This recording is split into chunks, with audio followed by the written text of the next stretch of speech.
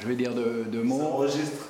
Oui, donc là c'est une conférence sur la mer. Peu d'entre nous la pratiquent, parce que sur les 44 membres qu'on est au club, a priori il n'y a que Stéphane qui pratique vraiment. Donc ça reste une aquariophilie discrète. Alors je pense que la conférence va nous dire pourquoi, si c'est une question de technicité, si c'est pour des problèmes pécuniaires, si c'est parce qu'on a peur. Stéphane va essayer de répondre à toutes nos questions. Ce sera une conférence débat. On va d'abord le laisser parler, puis après on lui posera toutes les questions qu'on juge utiles. Donc là, il va démarrer sur sa conférence. Vas-y Stéphane. Bon, bah, je vais vous présenter l'aquarium d'eau de mer. Avec toutes ces techniques. Si la technique veut bien. Voilà. Un bac de mer, il y a quelques années. Alors Stéphane, si tu veux bien parler pour nous, et parler fort, qu'on t'entende. Alors, dans les bacs de mer, il y a deux styles. Il y a les bacs de mer, les fish online, ça veut dire que des poissons. Fish only. Et les bacs où c'est avec des coraux. C'est un peu plus technique aussi. Moi, je vais parler principalement du récifal. Alors, pour le récifal, il faut, comme on dit, une lumière très puissante. C'est qu'il vaut 1 watt, voire 2 watts par litre d'eau. Après, il faut des pompes de brassage qui sont relativement puissants parce que pour un bac de 400 litres, 450 litres, j'ai du 12 000 litres heure. Or, il faut des pierres vivantes qu'il faut acheter aussi dans le commerce. On les fait venir directement et ce qu'on appelle les pierres vivantes, c'est des pierres avec une faune à l'intérieur et une flore qu'on essaye de conserver au maximum. Or, les pierres vivantes, elles arrivent dans des caisses en plastique, juste comme ça, avec une toile dessus pour garder l'humidité. Et à nous, après, dès qu'on les reçoit, de les mettre dans l'eau et de les acclimater. Faire attention aussi dans les pierres vivantes, parce que des fois, on reçoit des choses qu'on ne veut pas dans l'aquarium et qui peuvent casser un aquarium. On appelle des menthes. Et ça va aussi vite qu'une balle de 22 vif.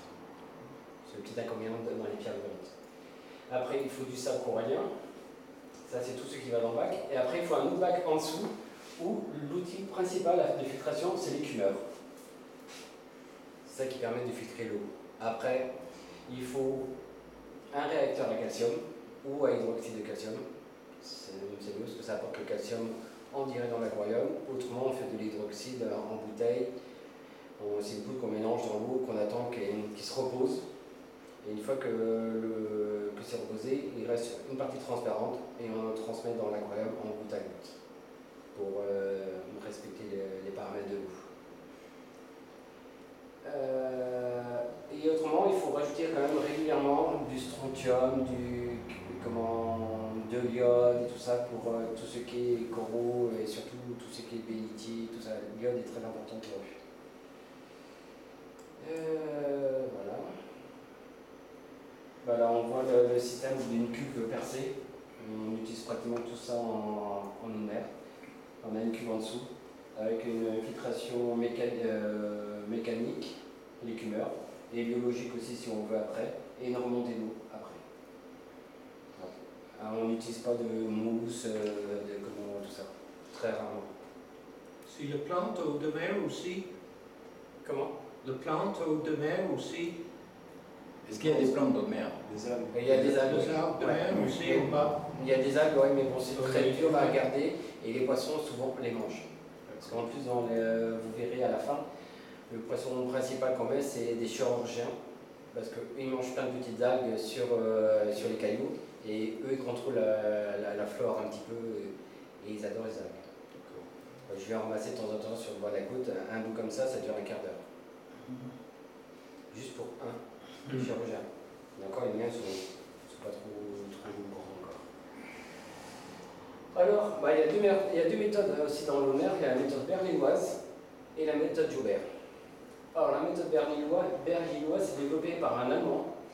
Cette méthode utilise uniquement la filtration biologique en comptant seulement sur la population de bactéries contenues dans les roches. Le principal élément de cette méthode est basé sur l'écumeur, puisque l'écumeur participe à l'élimination des protéines ainsi que de nombreux éléments avant que leur décomposition. Cela permet de diminuer les besoins en filtration biologique.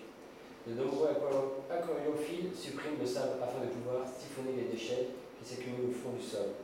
Cela permet de diminuer les besoins en filtration biologique et ainsi la formation des nitrates. Parce qu'il faut savoir que les pierres vivantes, elles se décomposent quand même petit à petit et ça forme une petite pellicule très fine dans le fond de l'aquarium. Et ça, en général, on le siphonne dès qu'on fait un changement d'eau. Parce qu'on fait des changements d'eau aussi en eau de mer. Voilà, je ne vais pas vous l'apprendre.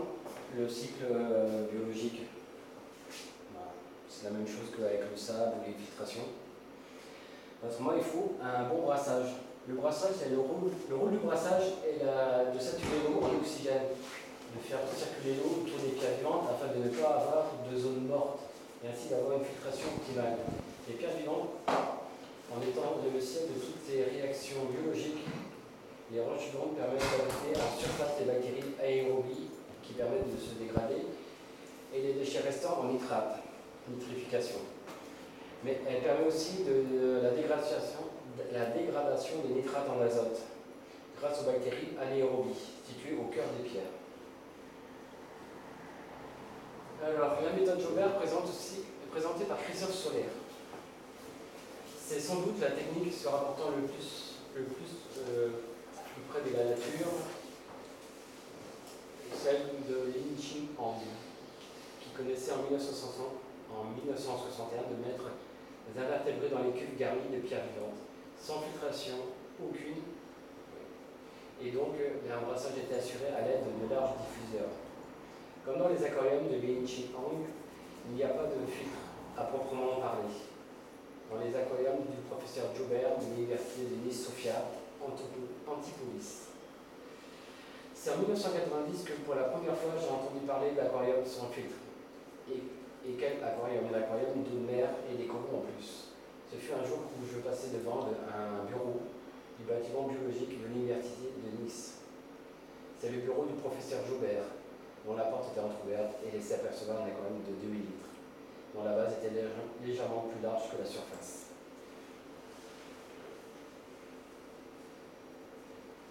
Alors, s'apercevant de mon intérêt pour son bac, le professeur Joubert me permit d'entrer afin de voir de plus près son œuvre. J'étais encore loin de me douter que ce bac tournait depuis environ 10 ans, sans changement d'eau, aucun, ni filtration classique. Le système mis en place dans ce bureau venait d'être breveté. Une discussion s'engagea et apprenait les suivantes. Alors, le secret de ce professeur Joubert décrit brièvement une couche d'eau confine. Tu peux passer. Ouais. Voilà. Une eau confinée avec du sable et après des pierres vivantes et un brassage. Par contre, tout le système là, dessus c'est le système anaérobie. C'est-à-dire que c'est des bactéries qui vivent avec de l'oxygène. Et en dessous, il y a un système qui décompose tout ce qui est les nitrates et tout ça. C'est le système anaérobie. C'est des bactéries qui vivent sans oxygène. On retrouve ce système-là dans les filtres, dans les dénitrateurs à phosphate, non, les dénitrateurs à soufre aussi, qu'on utilise pour enlever les nitrates. Dans le bac en dessous là? Comment? T'as un bac en dessous, non? Non, là c'est juste un bac Ah ouais, et tout est dedans. C'est juste des pompes de brassage et tout le système de filtration se fait par les pierres vivantes, le brassage, le système de sable dont il utilise le système anaérobie et une petite couche d'eau confinée. Ah, mais c'est un système fermé. Le fond, c'est vide, t'as une grille. Oui, T'as l'espace. c'est l'eau, il y a une grille là, du sable, et une grille, et la deuxième grille sert surtout Donc, pour on pas peut les... sable pris entre deux grilles. Ouais, la deuxième grille, elle est là, et pour empêcher les poissons, fouisseurs, de ne pas les perturber tout le cycle biologique. Le bordel. Il faut quand même des gros volumes et une épaisseur, c'est de 8-10 cm de sable à peu près. Ben là, il parlait d'un bac de 2000 litres. Hein. Ouais. De toute façon, de mer, plus le volume est grand, plus c'est stable. Soit en eau douce, c'est un petit peu pareil aussi. Et on ne retrouve pas cette méthode-là en eau douce. Alors, les coraux. Alors, il existe deux sortes de corail. Il y a les corails mous, donc ils n'ont pas de squelette, et les coraux durs. Alors tout ça c'est des coraux mous. Alors les coraux mous sont des animaux à corps flasque et caoutchouteux. Néanmoins, ils ont une certaine rigidité grâce à leur petite aiguille de calcaire spécule. Ça fait comme des petites fibres. On le voit très bien sur comment le saprophyton. Quand on coupe, ça fait comme, on voit bien même sur le champignon classique qu'on ramasse dans les champs. Et ça ressemble un petit peu à ça. C'est plein de petites fibres comme ça et qui s'emboîtent les unes dans les autres. Alors, en aquarium, les coraux mous exigent des paramètres d'eau moins contraignantes que les coraux durs. Tous n'ont pas besoin d'éclairage intensif et leur consommation en calcium et en magnésium est moins importante. Donc, il est idéal pour débuter. Cela, on peut tourner avec 2 watts, 3 watts. Non, avec 0,5 watts par litre d'eau sans problème. Il y a plus des champignons. On les appelle vulgairement des champignons. Ça, on appelle ça des disques, parce que c'est vraiment plat, c'est un rassemblage disque. Là, c'est. Alors, ça, c'est rigolo, parce que ça, dans la journée, ça se gonfle, et tout ça, puis la nuit, ça se rétrait. Là, c'est pareil, à ce niveau-là, on voit toutes les petites branches là, ça se ramasse et ça fait un champignon lisse dessus. Et ceux-là, ils ont une particularité, c'est qu'ils s'ouvrent et se ferment en permanence. C'est pour ça qu'on les appelle les ping-ping. Les ping-ping. Ouais. Pumping. Alors, le corail avec le squelette appelé couramment corail dur. Alors, les coraux durs sont des organismes bâtisseurs du récif. Les constructeurs de récifs sécrètent un squelette sous forme d'aragonite, un minéral contenant 98 à 99% de carbonate de calcium. C'est eux qui forment les récifs, soit les frangeants, soit les plateformes. Alors là, les frangeants, voilà. Ils poussent doucement. Après, commencent à monter leur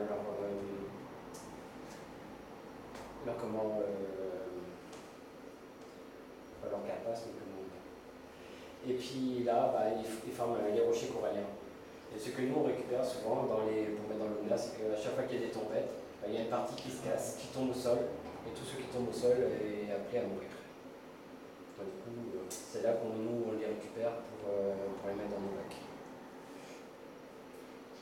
Et l'autre système. Là, c'est le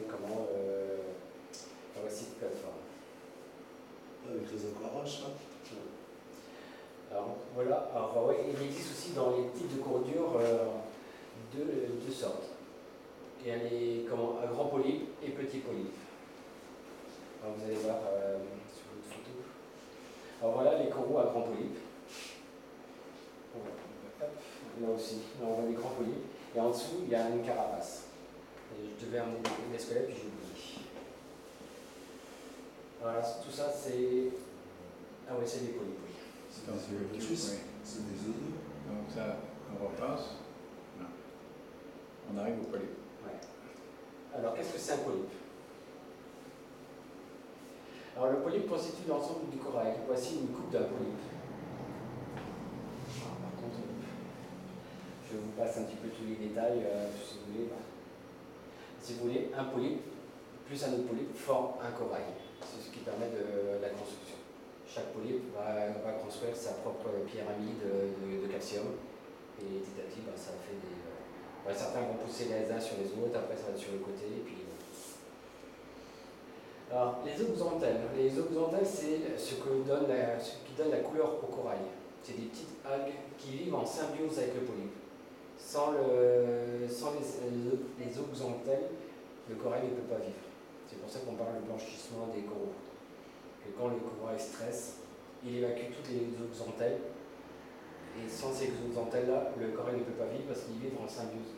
Le zooxanthelle absorbe une partie des nitrates, des phosphates et tout ça, et les redistribue indirectement au corail. Et ce qui donne aussi la couleur au corail aussi. Que chaque zooxanthelle a une couleur bien spécifique. Alors les coraux ne vivent qu'à de faibles profondeurs, là où la lumière du soleil peut pénétrer dans l'eau. Les zooxanthelles captent la lumière du soleil, comme le font les plantes sur Terre. C'est la photosynthèse. Grâce à cette photosynthèse, les zooxanthelles produisent de la matière organique pour se nourrir. Elles en produisent même plus qu'elles en ont besoin. Leur essence sert à nourrir le corail, comme je vous disais. En échange, le corail produit des substances comme l'azote ou du phosphore dont les zooxanthelles ont besoin. Le corail peut se nourrir en filtrant des particules présentes dans l'eau, mais en faisant presque toute sa nourriture lui-même. Presque toute la nourriture lui vient des zooxanthelles présentes dans son corps. Grâce à cela, les coraux vivent dans des eaux très pauvres en nourriture et très claires où la lumière et le soleil est colorée. Alors, maintenant que je vous ai expliqué un petit peu ce que c'est un corail, le matériel qu'il faut pour mettre dans un bac de mer. Alors, il faut déjà à la base une cuve percée, un bac à décantation, des pompes de brassage, parce qu'il faut quand même beaucoup de brassage, on dit en moyenne 10 fois le volume du bac, une rampe d'éclairage puissante, au minimum on conseille 1 watt par litre d'eau, il faut un écumeur qui est adapté à la taille du bac, et du bac à décanter, parce qu'il faut compter quand même que le bac il fait 400 litres, mais des fois la cuve en dessous fait 200 litres, il faut un écumeur qui écume 3 fois à peu près le volume du bac. Alors c'est la pompe qu'on adapte après, puis le volume de l'écumeur. Il faut des réacteurs. Alors, dans les aquariums de mer, on trouve réacteurs calcaires, à hydroxyde. Certains, ceux qui ont des très très gros bacs, ils accumulent les deux. Un réacteur à soufre, c'est pour enlever les nitrates. Et un réacteur antiphosphate, c'est pour enlever les phosphates. On conseille de mettre 2 chauffages. En plus, c'est des gros volumes et du coup, il y a une consommation moindre et un meilleur équilibre au niveau de la température. Il faut des roches vivantes et du sable. Bon, après, on va parler un petit peu. Voilà comment est composé le dessous d'un bac de mer. Là, on voit l'écumeur avec le système de pompe de remontée qui va là-haut. Voilà, on voit un appareil ici pour mesurer le taux de sel aussi, parce qu'il faut du sel aussi dans l'eau de mer, à 33 grammes en moyenne par litre d'eau. Après, c'est toutes sortes de produits. Après, vous voyez du sel, parce que la personne là fait ses changements d'eau avec du sel synthétique et de l'osmosée. Là, on ne voit pas de réacteur. Voilà, un écumeur en route. Un réacteur à calcium, à calcaire, avec du CO2 qui arrive en goutte à goutte là, qui est mélangé dans une autre partie où il y a de l'eau. Et après, ça passe dans le sable corallien. Souvent, c'est du sable corallien. On peut trouver aussi des petites billes qui apportent aussi du calcium, du strontium, du magnésium. Mais ça devient de plus en plus rare à trouver. Alors, le principe de l'écumeur, c'est d'envoyer l'eau en sens inverse de l'aiguille d'une montre et que les bulles d'air restent le plus longtemps possible dans l'eau et assez fines. Et au fur et à mesure, les bulles d'air remontent, ça forme de l'écume et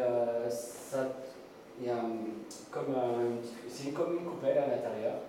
Tu as un petit tuyau, l'écume monte par-dessus, cogne dans le chapeau et retourne sur le côté. Et après, on sait que si on filtre bien par rapport à la couleur de l'écume. Si l'écume est trop noire, c'est qu'on met trop de bulles d'air, du coup on filtre trop l'eau. Si c'est trop clair, c'est qu'on n'a pas encore assez de bulles et du coup on filtre pas grand chose. Un écumeur comme ça, c'est pas une grosse installation, non? Si. Quand tu vois la vanne déjà. Si, parce que là. Parce que attends, tu vas faire peur à tout le monde, hein. L'écumeur, il doit faire l'écumeur va faire 1 mètre de haut à peu près. Ah ouais. Bon, le mien, il est haut comme ça. Hein. Ouais. Et il y a, pour les tout petits aquariums, ils sont gros comme ça et grands comme ça à peu près. On appelle les Et même pour un petit aquarium, un petit écumeur haut comme ça et grand comme ça, on a une pompe de 1000 litres dessus quand même. Ouais, des litreurs. Ouais, là c'est des grosses pompes. Ouais. Ben, voilà, l'écumeur est à contre-courant, puisque après il y a dans le même Alors, courant, mais question toute bête, pourquoi dans le sens contraire des aiguilles d'une montre? faut que les bulles d'air restent le plus longtemps possible en contact avec nous. Et si elle tourne dans l'autre sens, c'est pas bon? Et elle remonte un peu plus vite, C'est le principe Coriolis, non? Non, pas ça? peut-être. Ah Je ne ouais, connais pas. d'accord. Donc il faut que les bulles d'air restent le plus longtemps On en possible apprend en tous les contact jours. avec l'eau pour qu'il y ait un échange entre la molécule d'eau et les protéines. D'accord. Et, Voilà. et alors, oui, attends, là ça va plus loin parce que j'ai vu, toi tu dois savoir ça, en reportage, quand tu verses de l'eau tourne dans un sens Oui, c'est le quand sens de tu es Coriolis, au nord c'est ça. de l'équateur et dans l'autre sens quand tu es au sud de l'équateur. Ouais. Et à la limite de l'équateur, ils font l'expérience d'un côté ou de l'autre, tu vois la différence, ils savent que l'équateur est là. Et là, si tu me dis contresens des aiguilles du monde, ça se trouve dans l'hémisphère sud, c'est le sens contraire. Ouais, mais là, il force avec sa pompe, non? Oui. Là, c'est la pompe qui force le. Ouais. dans le Oui, sens je suis inverse. d'accord, tu as une pompe qui fait tourner dedans. Mais ici, si tu dis que c'est pour que les bulles restent plus, c'est qu'il y a une raison physique. Oui. Donc je dis que dans l'hémisphère sud, si ça se trouve, c'est le contraire. Ah peut-être. Parce qu'il y a un problème, et ça, Yvon le sait, ça. Oui. C'est ça qu'on appelle le principe de Coriolis. Voilà. Je me répète peut-être, mais donc, les gens Le principe de Coriolis. Tu connais Alors, le principe principe. Le principe d'un écumeur, c'est de créer des bulles suffisamment fines et qui restent le plus longtemps en suspension pour retirer les protéines avant leur transformation. 80% des déchets organiques peuvent être retirés ou être éliminés d'un aquarium par l'écumeur. Là, c'est le cumeur tout simple, basique. C'est juste un bulleur qui est mis en bas. Mais Et tu on peux faire utilise toi-même, en fait, des- ton écumeur. Oui, bah, moi, tout mon matériel est fabriqué moi-même dans mon bac. Du coup, ça revient Et moins là, cher. on n'utilise pas là, on utilise des bulleurs en bois. C'est les seuls qui font des bulles très très fines. Et il faut les changer régulièrement parce que ça se bouge très vite. Alors, un réacteur à calcium. Voilà. Là, vous avez le modèle à hydroxyde. Alors là, c'est une poudre qui est injectée dedans, qu'on met dedans, avec de l'eau osmosée.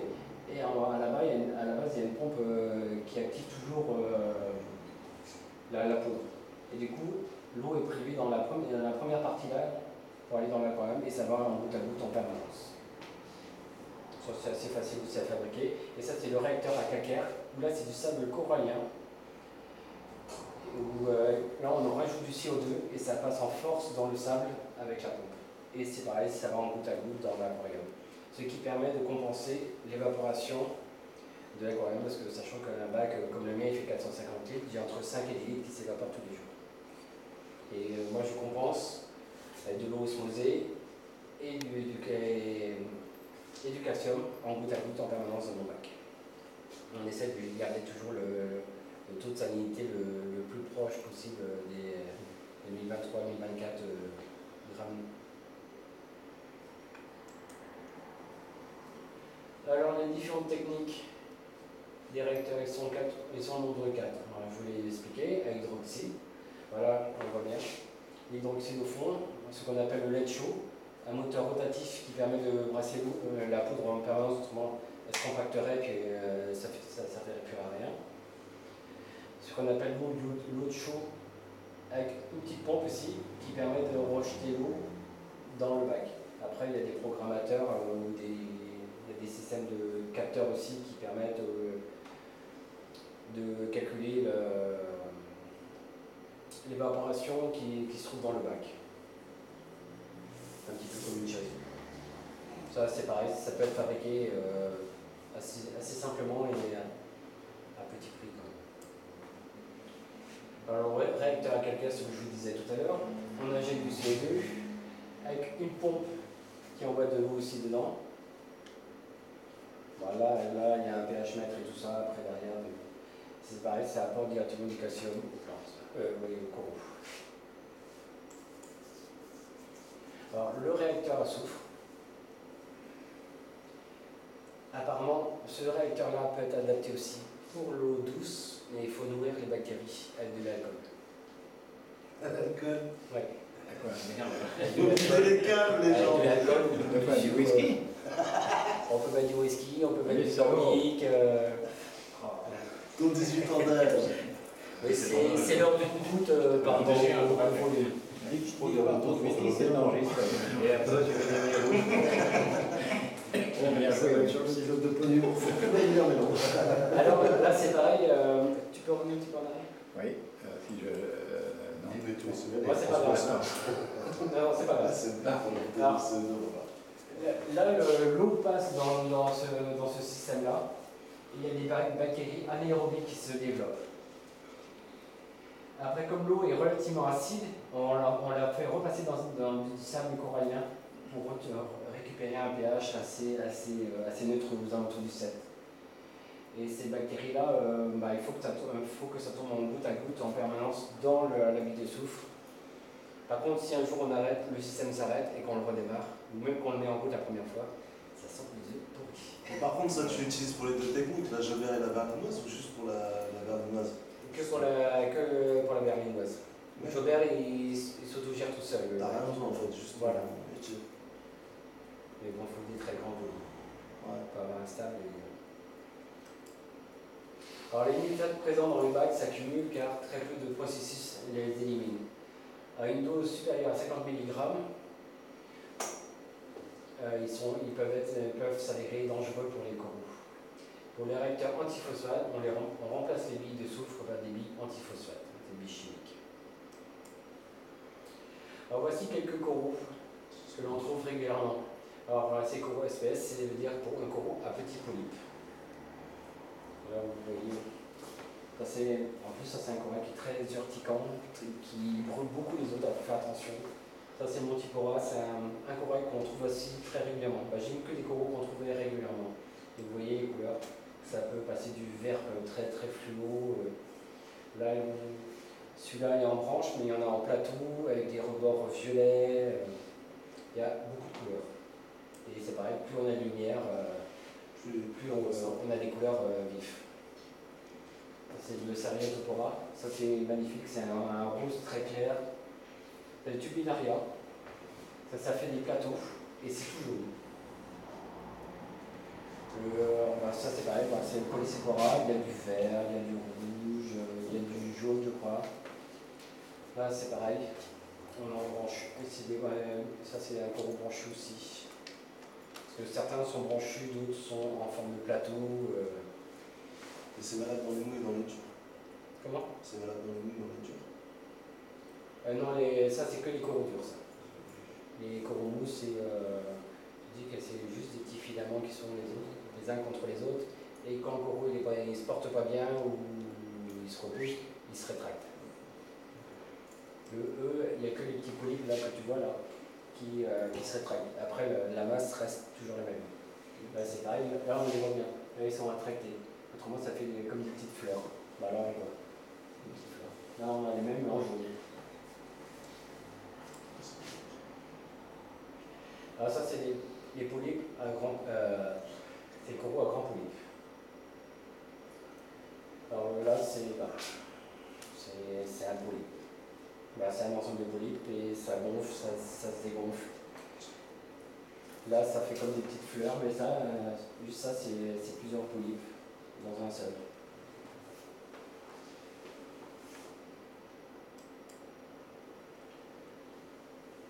Voilà, ça c'est très très courant aussi, ça se multiplie très bien dans l'aquarium. Tout ça c'est des coraux qui sont, c'est pour vous montrer un petit peu les différentes sortes de coraux qu'on trouve un petit peu dans les bacs. Et les couleurs. Parce que ça là on voit, c'est assez rare, mais en général soit ils sont vert fluo, soit ils sont roses. Là dans ceux-là on a les mêmes couleurs aussi. Le pied est marron, et après ça peut devenir vert clair, vert fluo. Il y a des marrons, marron ou rose. Là, il y a des rouges. Le cœur, des fois, change de couleur aussi. Ça peut être vert fluo aussi. Le tour en est très rouge. Et il n'y a pas de problème de cohabitation entre les différents coraux? Il y a des qui sont plus Si. Il faut faire attention parce que certains coraux, comme celui-là, ils peuvent dégager des filaments et ça fait comme des petits harpons et ils attaquent l'autre. Ah, pour gagner la place. Ouais. Ou certains, comme ceux-là, dès qu'un autre corail les touche, et en général ils sont grillés. Après, ça dépend chaque corail a sa propre défense. Ouais, mais voilà, Et les plus urticants, en général, ils ont des filaments qui peuvent dépasser de 10 cm leur propre corail et attaquer l'autre. Et justement, il faut faire super gaffe hein, quand tu les positionnes dans ton bac. Oui, comme tout à l'heure, je sais pas, le Mérula, là, c'est très très urticant celui-là.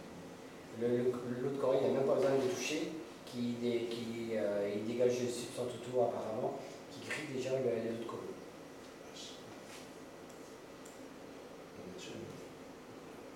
Alors, ça, pour vous montrer encore d'autres, ça c'est des coraux. Là, c'est des disques plats, là, c'est des disques avec des petits bulles. Et là, il y en a de toutes les couleurs. Comme en disque mosa aussi, là, c'est du rouge, il y a du vert. Certains, ils sont verts avec des bandes rouges, des bandes marron. Il y a X couleurs.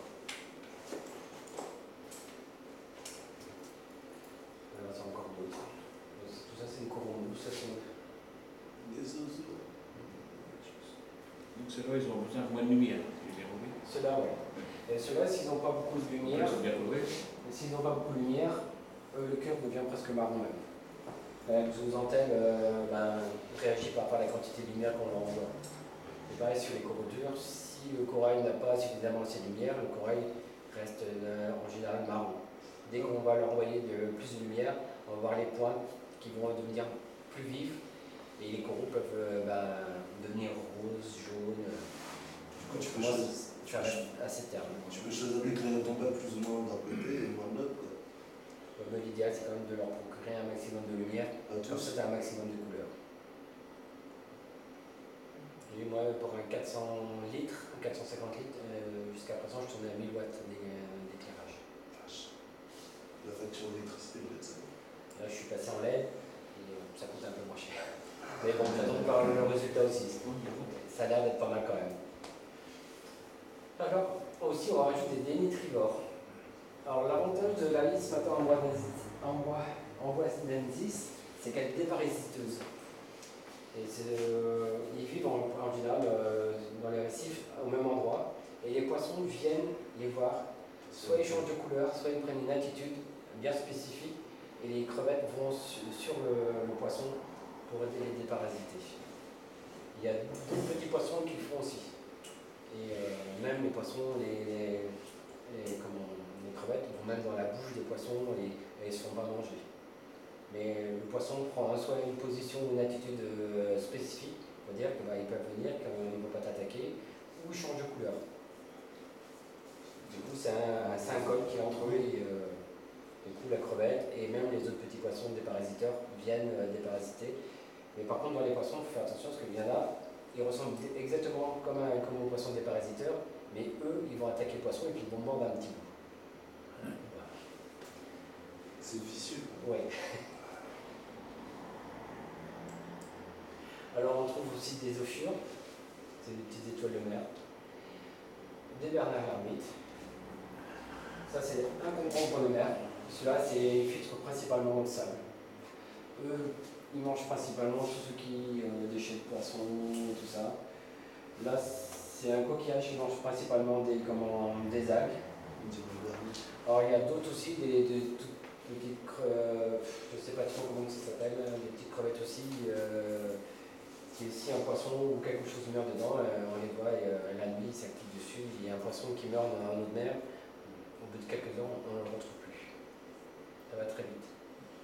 Il y a les oursins aussi, non, qui ont un rôle. Il y a les oursins aussi.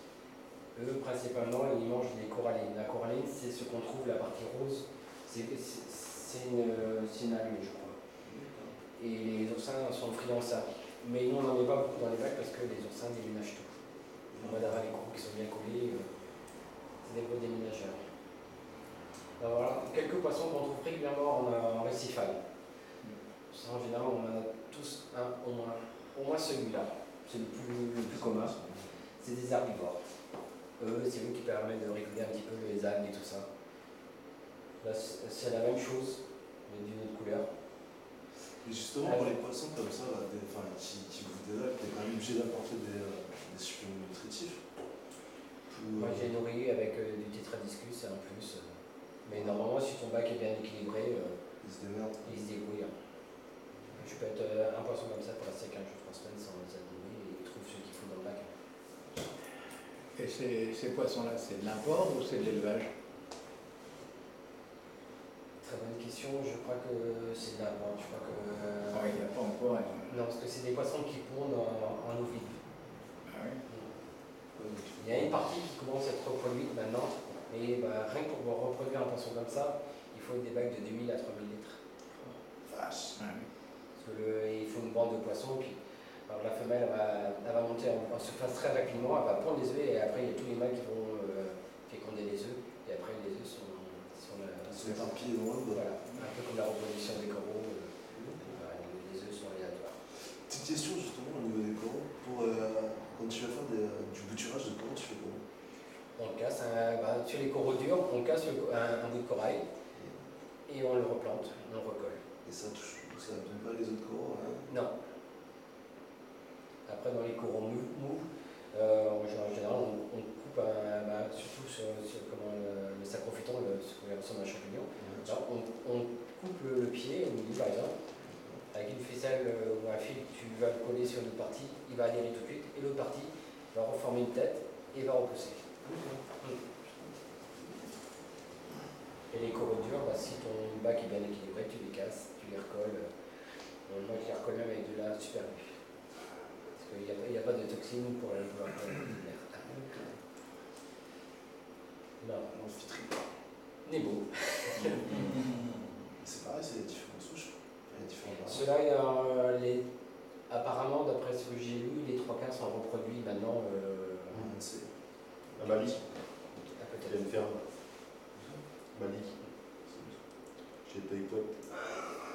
Ils aiment bien être dans les Non, anémones. et Oui. Mali. Alors, justement, j'ai oublié de parler d'anémone dans le milieu là. C'est qu'on ne met pas d'anémone dans un bac récifalien. Ah non. Que l'anémone, elle se déplace toujours en permanence. Quand elle n'a plus assez à manger à l'endroit, elle va se décoller du rocher et elle va se reposer ailleurs pour trouver de la nourriture. Et partout où une anémone se pose, tout est grillé autour. C'est très. Ça brûle tout sur son passage. C'est pour ça que nous, on ne les met jamais dans les aquariums récifaliens. Et en plus, l'anémone peut être dangereux pour les poissons parce que l'anémone a des substances qui attaquent les poissons pour pouvoir les manger. Il n'y a que certaines variétés de clowns. Et encore si le clown n'a jamais vécu dans une anémone, il peut être très bien attaqué par l'anémone. Ils s'habituent tout petits à se frotter contre et ils s'immunisent contre la toxine de l'anémone. Moi, je trouve génial. Ouais, c'est le carboncodermie. Ça aussi, c'est pareil, c'est des poissons dans le milieu naturel, c'est rigolo parce qu'ils sont un peu comme les cyclidés, ils ont une reproduction buccale. Eux, ils incubent. Et eux, ils sont rayés de noir comme ça parce qu'à la base, ils vivent parmi les oursins diadèmes. Ça, c'est pareil, c'est des poissons qui sont relativement,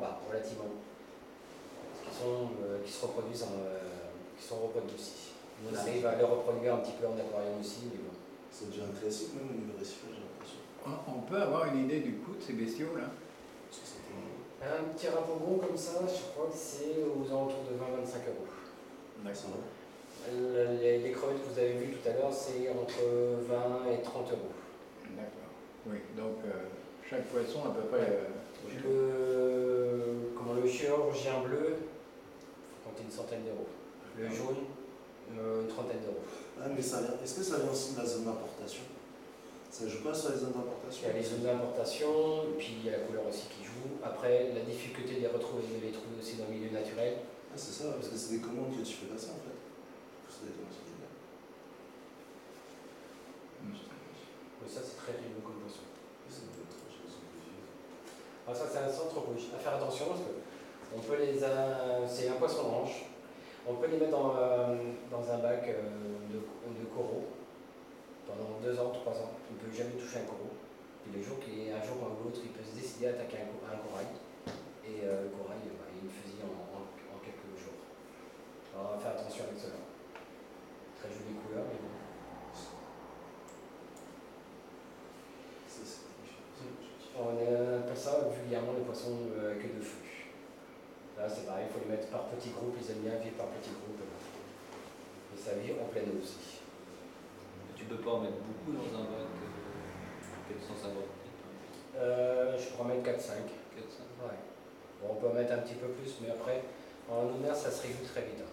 Moi, j'avais une dizaine de demoiselles, et en bout de quelques semaines, il y en a plusieurs qui sont mortes, et elles sont restées à 3-4 pendant 4 ans. Et là, je sais pas pourquoi, il ne me reste plus qu'une à l'heure actuelle. Alors ça, par contre, c'est des poissons à éviter dans les bacs récifaliens. C'est fait que pour les bacs de poissons. Alors le baliste, lui, il mord carrément, il croque carrément le corail, parce qu'il se nourrit de ce qui se trouve dans le corail. Lui, il croque, il le concasse et il l'avale. Même quand on voit leur sel, c'est pratiquement que de la poudre de corail. Le charouthédon, là, c'est pareil, ça mange les coraux. Ça, c'est un poisson ange aussi. Ouais. Alors ça, je vous explique même pas le prix. Ouais, tu comptes dans les euros. C'est combien? Ouais, il faut compter entre 100 et 200 euros pour un tout petit. Et en plus, à la base, je ne sais plus si c'est l'annularis, ouais, celui-là, normalement, je crois que quand il est petit, si je ne confonds pas, il est presque tout noir avec des petits anneaux bleus, je crois.